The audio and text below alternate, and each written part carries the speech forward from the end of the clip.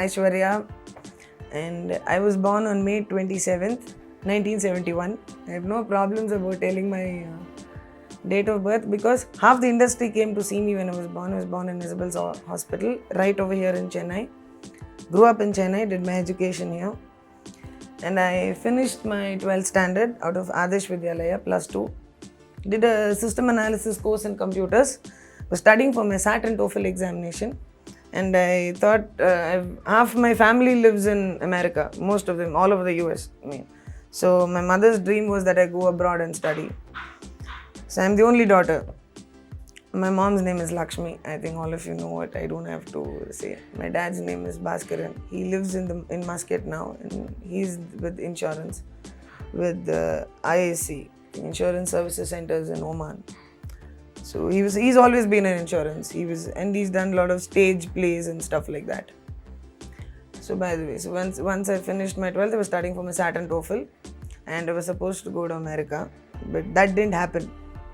What actually happened was, my mom and my stepfather Sivachandran, they decided to get into film production and make a Kannada movie called Hosa Kavya. That means like new chapter, or Pudiya Kavyam, if you would say it in Tamil. So at that point of time, nobody had any idea of me getting into films. Right from day one, my mother had no plans of me. And please, I don't even look half as beautiful as my mother or my grandmother. I always feel that beauty in my family skipped one generation. That is, my grandmom is very beautiful. My mom is absolutely stunning. And my daughter is gorgeous. And somewhere in between, I got lost. Anyway, according to me, and according to even my mom, I look like a Nepali refugee without makeup. So nobody ever thought and I was too tall. I was always into sports. I was the sports champion in my school in almost 9 events: basketball, swimming, badminton, throw ball, tennis. What else did I do? Shot put, javelin, discus. And then besides, there was karate classes, there was dancing classes, there was music classes. Mom just never let me think about films. I never went to a film premiere with her. I never landed up on her sets. I mean, if it was December holidays or summer holidays, she would go for shooting. And I would also join her, but grandmom would be along and mummy would go for shooting, and the car would be sent and I would be taken to, Lal Bagh, Cubbon Park, or the local zoo, and the museum and stuff like that. And I'd probably drop in on the set and, just get introduced to all the uncles and stuff like that who were working over there and say one very polite hi and immediately scoot. Mummy never ever wanted me to get into films. She was very clear. Not for anything else. Her mother was an actress, she was an actress, she never got to complete her education. So she was very clear that I should have a basic education, a degree in my hand. And even then she thought that films was not necessary for me because it's a very, very tough industry. Today I understand, I really wouldn't want Ananya to get into it only because it's a very, very tough industry. It's not like all glamour or anything, it's basically horrible hard work. And okay, the plus point is there's money, there's fame, but there's a price you pay for that. You pay for it with your privacy and stuff like that. So she didn't want me to undergo all the hardships that she went. So there was no any intention of me coming into films at all. So I was into all this and was studying. So they were screen testing about 30 to 40 girls almost every day. And dialogues were written and given to them. So they wanted a girl who in the flashback for a small portion was about 14 to 16, that age group. And then now as currently the story goes, she's just 18 entering college. So they wanted somebody who could have this vulnerability and that innocence also and that freshness. If they got the age, they couldn't get the girl who looked properly. If they got both, that girl couldn't act or couldn't say the Kannada dialogues. Now, I was very fluent in Telugu, Kannada, Malayalam right from childhood. Telugu because my grandfather is Telugu and we have relatives in Hyderabad. Kannada because mummy did a lot of Kannada films and Bangalore was one of the favorite places for a holiday to go. So I picked up Kannada very fast. Malayalam because my dad's Malayali, Bhaskaran. So I was fluent in these 3 languages right from childhood. So language was no problem for me. So I was hearing this dialogue every day, while I was studying for my SAT and TOEFL exams. Right, and the screen test was happening right outside my bedroom window. And frankly, I was getting fed up. Yeah. None of these girls were getting their dialogues right, and they were so dumb, and some of them were so bad looking. And I was thinking, what the hell is happening, And suddenly one day, what happened? I just saw one girl struggling, and she'd had the dialogue paper in her hand for over 3 hours. And Sivachandran is also done a fabulous director. He was coaching her correctly. and she was just not getting it right. So I, in my loud voice, said, I said like, my God, how can a girl be so dumb? How can she not get it after, studying it so thoroughly? I mean, so stupid. And I just walked off. My mom heard that. She came into my bedroom and she said like, you think you're so smart? I mean, like, you think you can do this?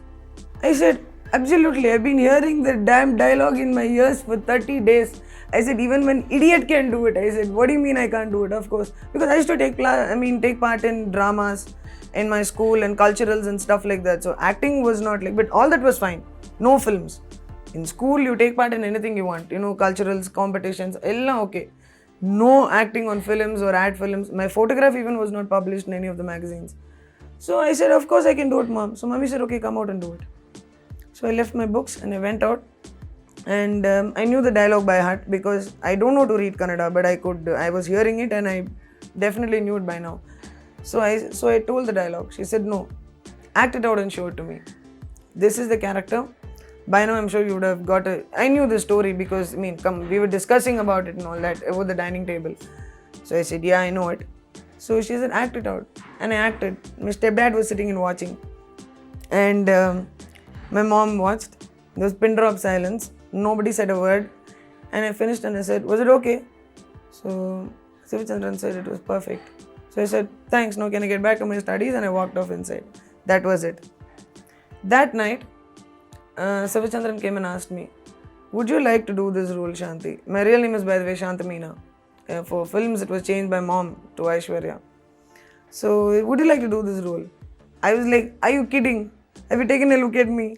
I said, do you think I can become an actress? You must be mad. I said, I don't think. And I said, mom will skin me alive if she even hears this. She said, that's what she's been doing to me actually. But I've managed to convince her kind of that it's okay because see, it's our production. I'm going to be directing it and I want you to act in it.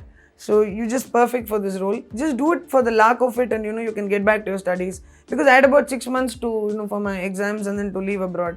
And this movie was going to get wrapped up in Bangalore in a short span of about 3 months. It was a low budget and it was an experimental venture by them. So they were not spending too much on it or anything. They were doing it in a set and going to wrap up the film fast. And they taken an apartment in Bangalore. So he said, it's going to be our home production. Why not? I mean, you have the talent and why shouldn't you exploit it? So when my stepdad asked me this question, I was like, I thought, okay, why not? Chumma for the heck of it, pocket money. Might as well convert into dollars and take it to America when I go. So mommy was of course like, ayyo, my poor daughter. I am myself getting her and all this. I said leave it, mommy. Come on, let's just do it. So screen test happened. And makeup itching. I've never worn makeup in my life. So literally scratching my face, but someone managed to get through. I was not at all camera conscious. Only one thing scared me, when that Ariflex camera went krrrr, that for a second I went like that. That was the only thing that panicked me. But I had no problems looking at the lens. So, getting that camera fear because I'd already done theatre and, plays and stuff like that. So, screen test over. We saw the screen test.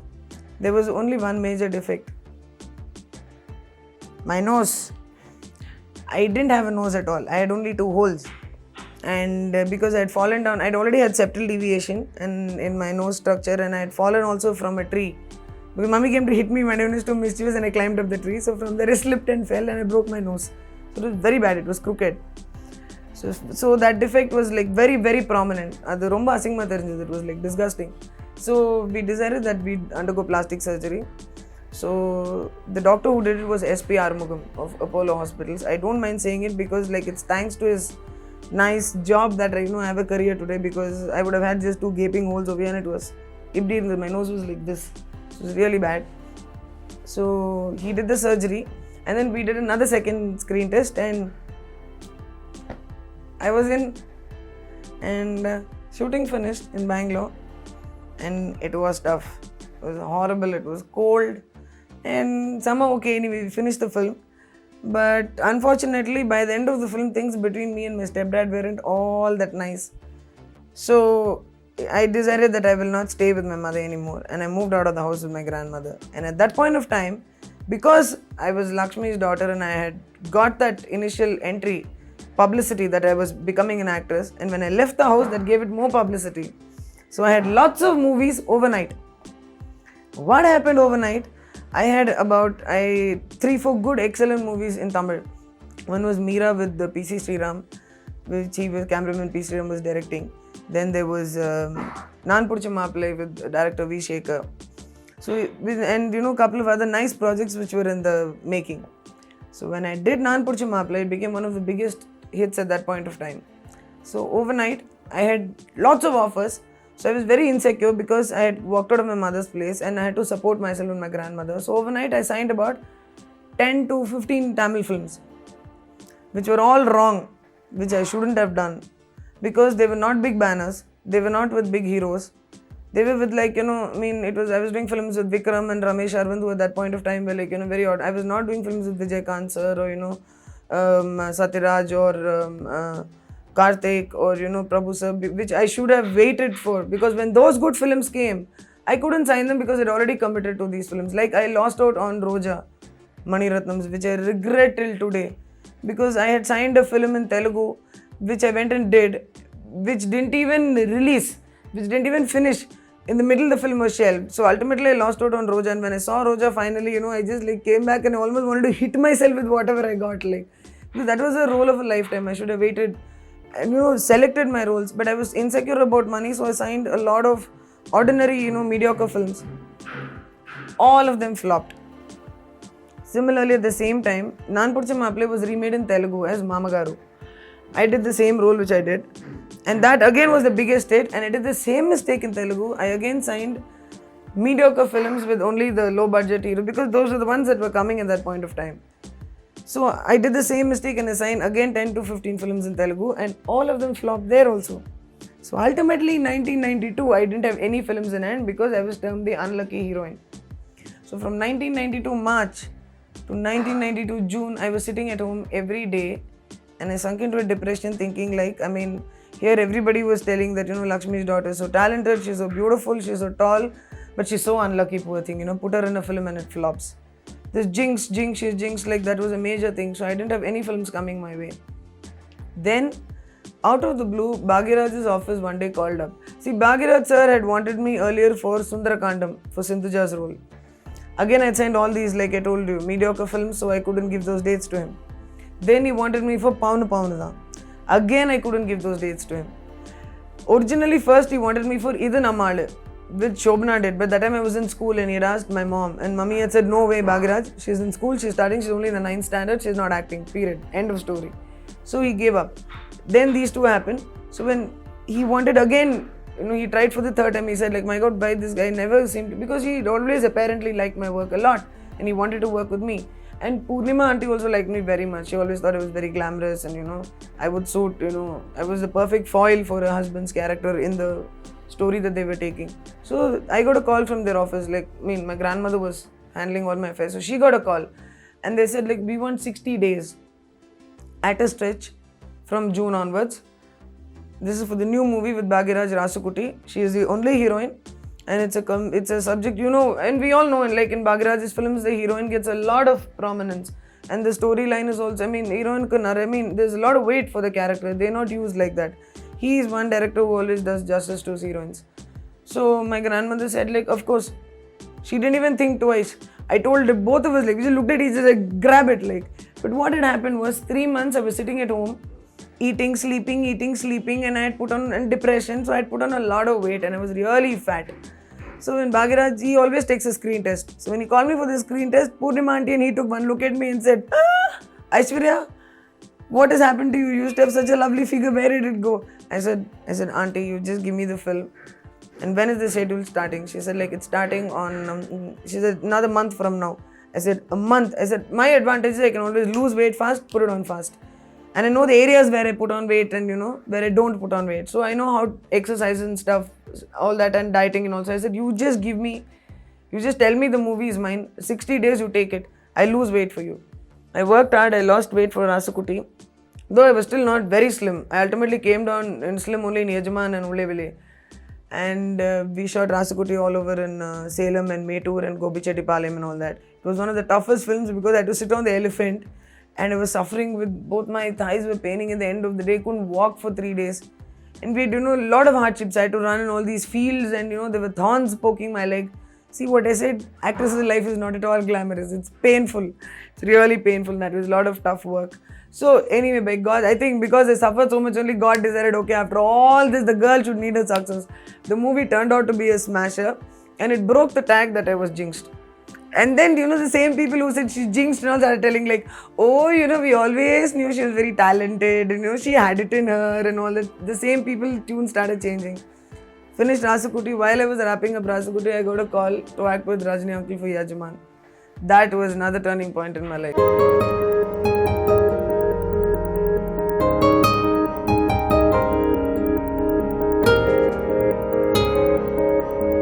Because I firmly believe for every Tamil heroine that unless she acts with Rajinikanth, then she's not the number one heroine. According to Tamil Nadu, நீ ரஜினி படத்தில் நடிச்சாதான் நீ number one heroine. Like நீ தலைவரோட நடிக்கலனா that's the image, So for me to do a Rajinikanth film was like, I finally made it. It's like, I've achieved what I wanted. I mean, like acting with Rajini uncle and Kamal uncle is probably the pinnacle for every actress over here in South. So I was like, when I signed Rajinikanth film Yajman, I was very thrilled. And again, we had a wonderful time because I remember him carrying me and, as a child and, putting me on his hip. He's done 2 films with mom. And Kamal uncle has known me even more earlier, right from childhood. And, he's played games with me, Bekitala board and all that, come home. So, working with these 2 men has always been my, wanting to work with them. I worked with Rajangan. Sadly, I haven't worked with Kamal uncle as yet. I hope to do so, because his films are very different. I'm sure if there's any character that's available in a movie with him, I would love to do it. And he's a wonderful human being. Both of them are, I've known both of these men right from childhood, having worked with mom and being their friends and colleagues, and they're lovely men. Prabhu sir is another wonderful person. So my dream to work with him came true in Swayamvaram, which was a movie wrapped up in 24 hours. I think that was another big achievement for us, which nobody else has done it. It came in the Guinness Book of World Records, and Limca Book of Records were there to shoot it. And we did the film exactly in 24 hours. There was no post-shooting happening, and I had a fabulous role in that film, including India Today gave me a good review. So these are some of the landmark films that I've kind of worked in, which I've Ulle Vele was another film. Everybody said it was vulgar, it had double meaning dialogues. Aishwarya exposed too much in that and all. When I see what's happening now, I think what I did in Ulle Vele was nothing. Because I don't think that you should wear a burqa or a madishara while you're swimming.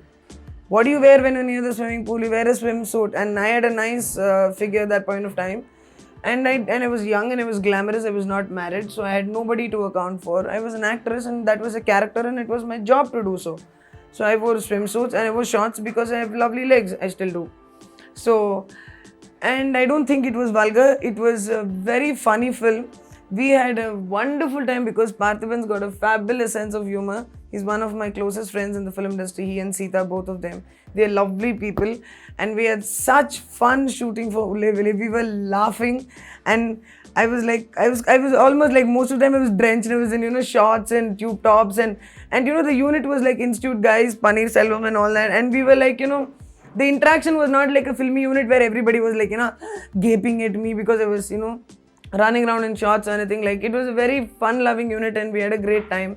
And that movie again, so I had kind of 3 hits in a row and I was just going like that when I decided, of course, like everybody knows, I got married.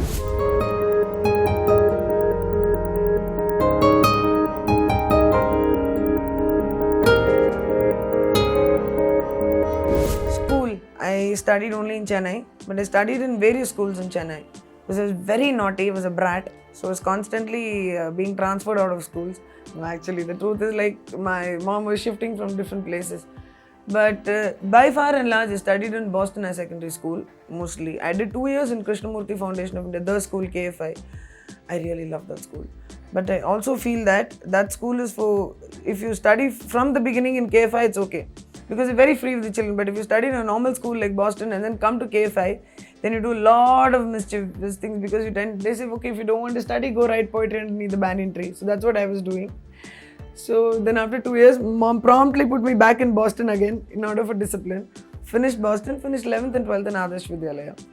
But I loved school, enjoyed school. I was very naughty, very mischievous, constantly playing pranks on my teacher. And But I could get away with it because I was a very, very good student also. I mean, because mom was very strict about marks. So I was always a straight A student, and I was very good in sports. Like I said, I was a sports champion itself in almost 9 events. In throwball, tennis, badminton, you name it, that sports, and I was there, and I was very athletic, and 4 and 200 meters relay and 100 meters sprint. I was very good in that. So I mean, they would kind of, they say, okay, she's so mature, but she's so good. And mischievousness, not in a bad manner, because I grew up in a co-ed, so we were like whacked with the boys, and I was another tomboy. And there was absolutely no femininity in me at all. I was constantly playing goalie and kings and Mudugapanchar and all these games, and putting manja and flying kites with the colony boys and all near my colony. And I was in half saris also. When I grew up, and even then in half saris, I learned how to ride bikes. And mom was horrified. She didn't know what to do with me. I think she just gave up on me somewhere mid. So I was that kind of a person in school, and I enjoyed my schooling years completely. It was I think I would have enjoyed college also, but I never got to go to college. The college I went only was NIT, but at that point of time, it was not fun. I had a child and I was going through my divorce in court and all that, so it was serious studying. But but school was real fun. And I remember this incident when I was in 11th standard in school. The maximum mischievousness that I could do was, we didn't have a teacher for a particular class. It was in 11th, and we were in a very easy group with political science, economics, advanced English and history. Because I was in culturals and sports, so I couldn't take on any science group and all that. So I was in arts, and we had my closest friends, if you see, they're all from school still. None of them are from the film industry. I'm very friendly with a lot of girls in the film industry, but they can't be my best friends because our schedules are so haywire, and with all this competition. But whenever we meet, there's no bad rapport with any of the girls that I work with. I get along fabulously. But my friends till today are people from school. In fact, it's one girl. She lives in London. She works for the Barclays Bank in London. Her name is Vaijayanti. She was with me right from 6th, 7th standard. And then there's a boy called Piney Up in Money, and he just got married recently. He's also in London. He is a faculty for Horizon Networking. He and me have been together right from 5th standard.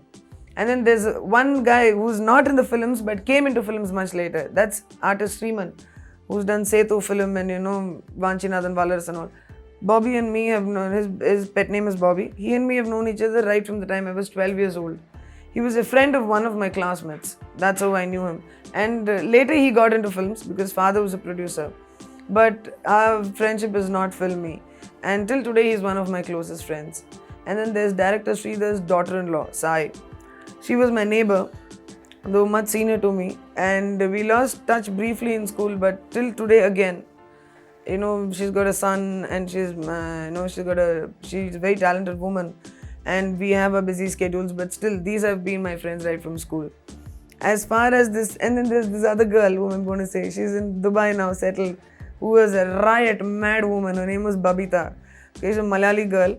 She, me, and one more really Pavam girl. She's also married and settled in Bangalore now. She's MRF Price General Manager, Subralu's daughter.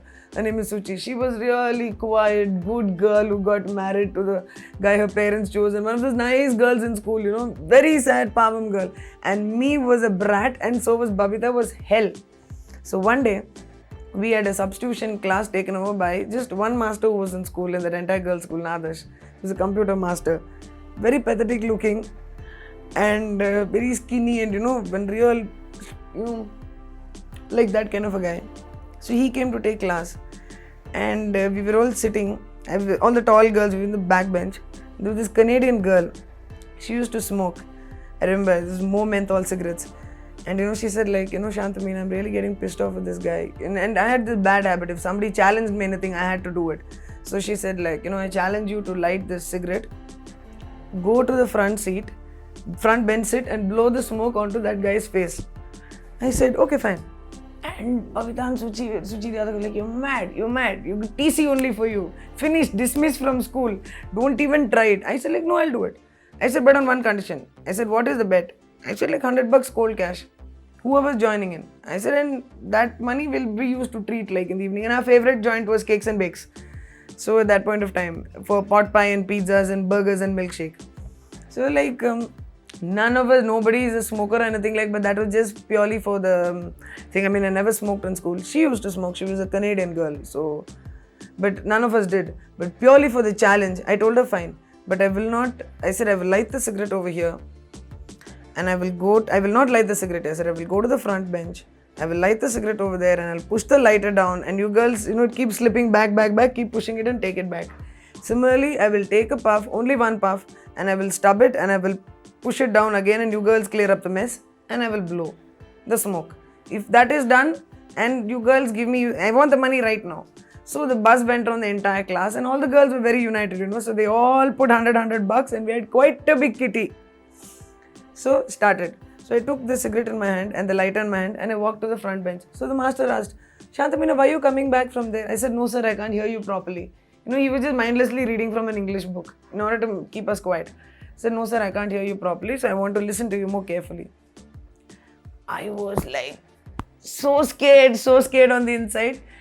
I don't know what made me do it, but I came and I sat on the first bench, and all the girls knew, it was all well planned. And I just bent down, and he's standing right in front of me, and he's reading like this, so he can't see me bend down. So I bent down, I lit that cigarette, and she had a lighter with her, thank God. So I just lit that cigarette, immediately pushed the lighter down, and the girls took care of it. Took a puff, stubbed it underneath my school shoe, put it down, and looked down and just blew that smoke on the teacher's face. And you know what he said? This was the highlight. This is how he went.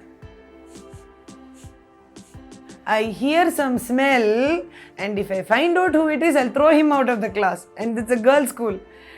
It was right. I didn't know what to do. And then he went out. He said, excuse me. So he went to the loo. He came back and he forgot to put his zip on. And I didn't know it. That Babita next to me, she said, oh my God, Shantamina, he does not have his zip on. I said, oh my God, he doesn't have his zip on. So it doesn't have his zip on. His zip is not put. His zip is not put. It went around the entire class and everybody knew it. And then you know what happened? The bell rang, period got over. And the idiot still didn't put his zip on, and he's not realized his zip is, his fly is unzipped. So he's turning around, he started walking out. So Babita said, sir. So he turned around. Your zip is open. And looks down. Starts walking faster. So I said, sir, your zip is open. So he started walking even more faster. And the entire class said, sir, your zip is open. So this is one of the most hilarious incidents that happened, and I think I was really mischievous. I think you can make out that I was really, really mischievous in school. But it was one of the best years of my life.